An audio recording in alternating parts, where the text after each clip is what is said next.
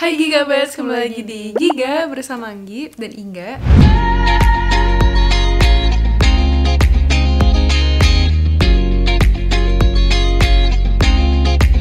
Oke guys, jadi hari ini kita berdua mau sharing ke kalian mengenai pengalaman kita berdua menjadi job hunter atau cari lowongan kerja.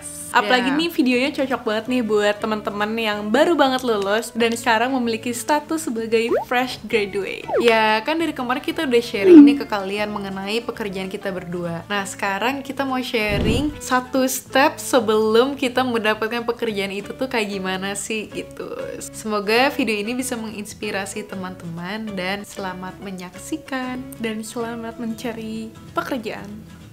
Oke, jadi hal pertama yang kita lakukan itu adalah kita bertanya. Ya, kita tanya ke teman-teman kita ataupun bahkan kita tanya ke senior. Kalau ke teman-teman tuh kita nanya lebih ke, kalian tuh daftar di mana aja sih? Waktu itu aku nyari mengenai company-company tersebut. Terus aku nyari ada nggak divisi atau grup yang cocok sama aku. Dan kalau ternyata ada, ya udah aku ikutan apply. Kalau aku sih gitu. Oke, kalau misalkan dari Anggi juga sebenarnya kurang lebih sama kayak Inga. Aku juga beberapa kali nanya ke senior aku dan nanya ke teman-teman aku mereka kira-kira daftar di mana aja. Cuman kalau aku bedanya dengan Inga adalah biasanya kan Inga coba kayak ngelihat company-nya dan dia coba apply posisi yang dia mau kan di sana. Nah kalau aku tuh beda. Kalau misalkan industrinya itu aku suka, which is FMCG, baru aku daftar. Tapi kalau misalkan industrinya itu bukan FMCG, biasanya aku kayak oke, kayak good luck ya gitu. Jadi aku emang nyari yang temen yang emang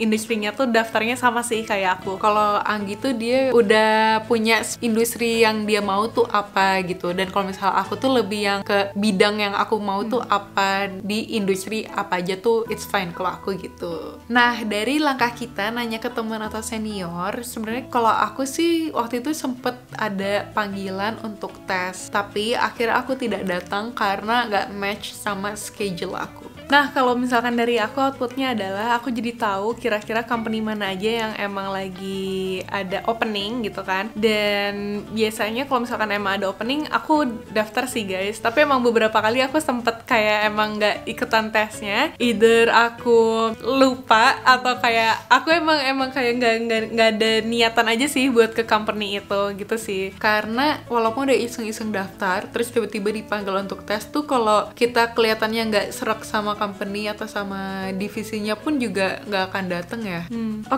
Dan aku output yang kedua adalah aku jadi ngerasa sama teman-teman sendiri tuh jadi malah saling support satu sama lain gitu loh. Karena kan kita suka saling forward gitu kan kalau misalkan ada job opening atau enggak di company tersebut. Jadi rasanya tuh kalau misalkan bertanya sama temen juga kayak tahu we're all in this together gitu loh, buat sama-sama mencari pekerjaan.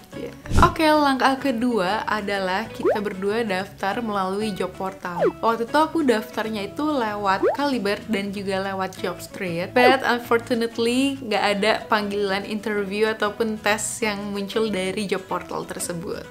Nah kalau aku juga sempat pakai job portal Caliber, Jobstreet aku nggak pernah. Nah satu lagi yang aku pakai adalah LinkedIn gitu. Dan yang aku ngerasa sih so far pengalamanku lebih enak sama LinkedIn ya, karena pas Caliber tuh aku kayak nggak ada panggilan sama sekali guys. Jadi baru cuma isi data diri, terus kalau ada pekerjaan apa ya udah aku daftar aja tapi nggak ada outputnya sama sekali gitu. Jadi pengalamanku enaknya sama LinkedIn sih. Mungkin karena kalau job portal itu pasti yang daftar kan pasti ribuan ya, jadi ya mungkin disortirnya pun juga lumayan lama. Nah selanjutnya selain kita bertanya dan juga daftar melalui job portal, kita juga biasanya tuh suka dapat job vacancy dari grup-grup kuliah ataupun grup alumni ya. Waktu itu kebetulan aku pernah daftar sih yang melalui grup kuliah dan akhirnya aku mengawali karirku di tempat tersebut berkat grup kuliah. Terima kasih yang sudah meng-share.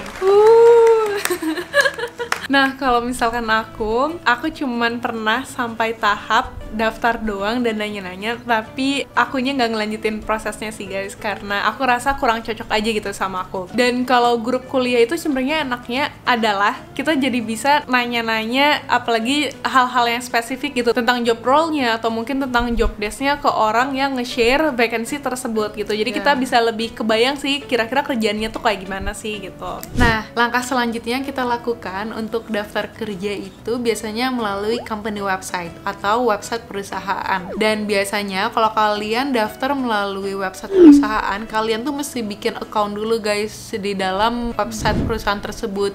Jadi sebenarnya memakan waktu yang cukup lama ya, cukup panjang lah untuk mengisi form dan lain-lain. Waktu itu kebetulan aku sempet sih ada panggilan untuk tes dan aku akhirnya ikutan tes, tapi nggak dapet.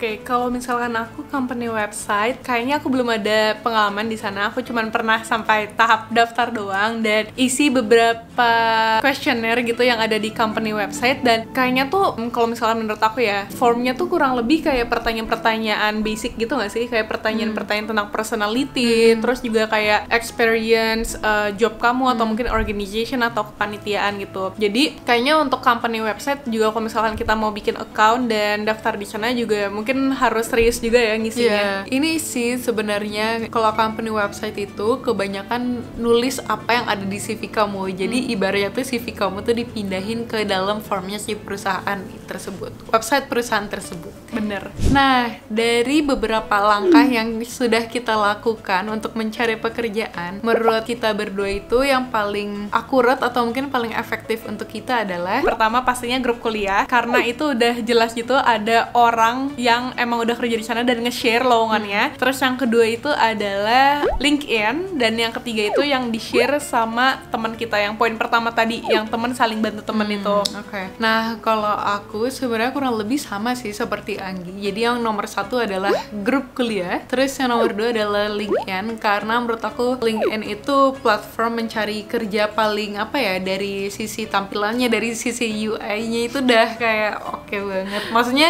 intinya tuh tampilan di LinkedIn tuh lebih enak di digest mata. Dan juga yang ketiga adalah dari diskusi antar teman. Paling aku juga mau cerita sedikit aja. Ternyata tuh banyak banget secara kayak grup-grup untuk job hunter, dan emang grup yang saling membantu satu sama lain untuk mencari pekerjaan, dan itu tuh isinya stranger. Dan aku itu jujur aja dulu sempat ada di dalam grup itu, dan di grup lain itu nama grupnya adalah job vacancy group kalau nggak salah. Dan ya bener aja sih, emang kayak beberapa kali mereka suka saling share-share, tapi sayangnya nggak ada yang bikin aku tertarik dari lowongan-lowongan yang mereka share. Terus gimana caranya biar kamu bisa masuk ke dalam line cari kerja itu? Nah, sebenarnya aku tahu lowongan ini dari broadcast message waktu itu di line di grup alumni kita. Terus kayak aku melihat, wah kayaknya menarik nih. Terus akhirnya dia nge-invite aku ke grup ini. Jadi isinya tuh kebanyakan anak-anak yang emang dari universitas kita sih. Tapi emang nggak banyak yang kamu kenal kan di grup tersebut? Enggak.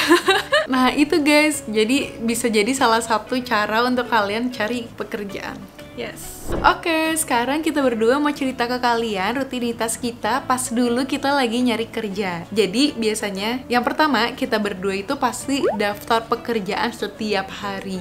Oke, kalau misalkan aku sebenarnya nggak setiap hari, cuman aku tuh suka nge-save-in lowongan-lowongan yang emang ada, dan biasanya itu ya udah aku langsung apply aja kalau misalkan ada lowongan. Tapi kalau ternyata emang nggak ada lowongan yang cocok buat aku pada hari itu, ya aku mau nggak mau ya nggak daftar gitu. Dan yang kedua adalah biasanya kita berdua itu ngirim email ke HR, atau mungkin kita apply itu biasanya kita dari jam 9 pagi sampai habis makan siang itu mungkin kayak sekitar jam 1-an siang. Kenapa? Karena waktu itu kita sebenarnya dapet insight sih dari teman kita yang HR di salah satu perusahaan. Katanya tuh, ini aku nggak tahu ya ini relate ke HR in general atau enggak, tapi katanya tuh biasanya kalau HR itu mereka kalau udah sore tuh udah apa ya, kan udah sore ya, udah capek matanya kalau ngelihat komputer segala macem, jadi energinya kan juga habis untuk baca CV gitu.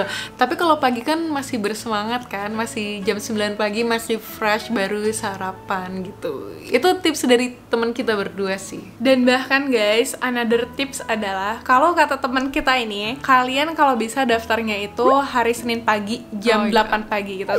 Karena kan hari Minggu kan libur kan. Terus pas Senin pagi gitu pas buka email kayak, wah ini apa nih email pagi-pagi jam 8 pagi. Wah, CV Kianti Yunasti ya untuk daftar posisi ini, kayaknya menarik. Terus ya kayak dibuka. Intinya tuh kayak ruang-ruang untuk daftarnya tuh pagi lah intinya. Jangan setelah makan siang biar masih fresh. Nah, teman-teman yang HR, gimana menurut kalian, bener gak nih? Apa kita undang teman kita yang HR buat kesini? Gimana menurut kalian? Gimana menurut kalian? Tulis kolom komen di bawah kalau setuju.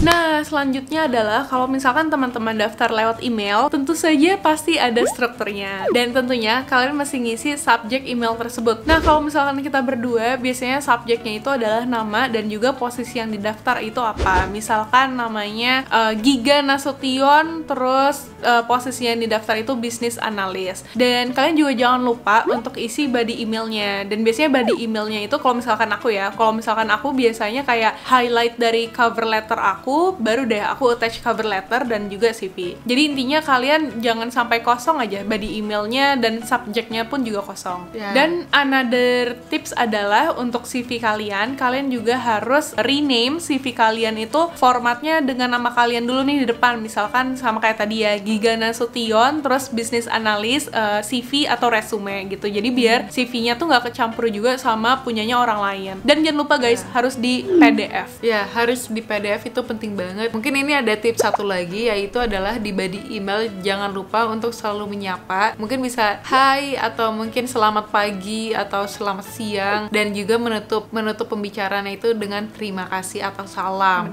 gitu.